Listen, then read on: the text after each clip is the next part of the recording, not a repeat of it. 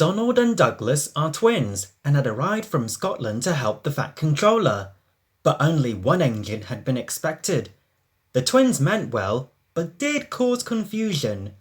The Fat Controller had given them numbers, Donald 9 and Douglas 10, but he was still planning to send one engine home. There was a brake van in the yard that had taken a dislike to Douglas. Things always went wrong when he had to take it out. His trains were late and he was blamed. Douglas began to worry. Donald, his twin, was angry. Said Donald. Said the van. Donald burst out. Cried the van. The van behaved better after that. Until one day, Donald had an accident. The rails were slippery. He couldn't stop in time.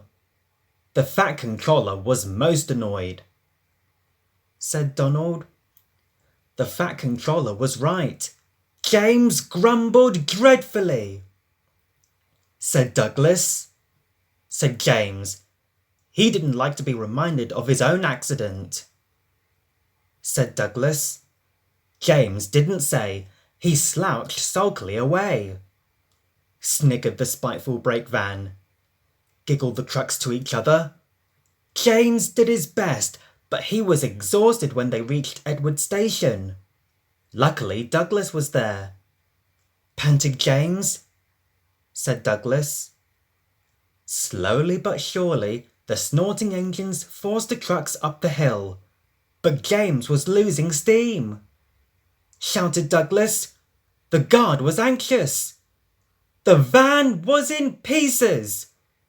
No one had been hurt, and soon Edward came to clear the mess. The Fat Controller was on board. He said. Said Edward. Said the Fat Controller. The Fat Controller was making up his mind about something. But that's another story.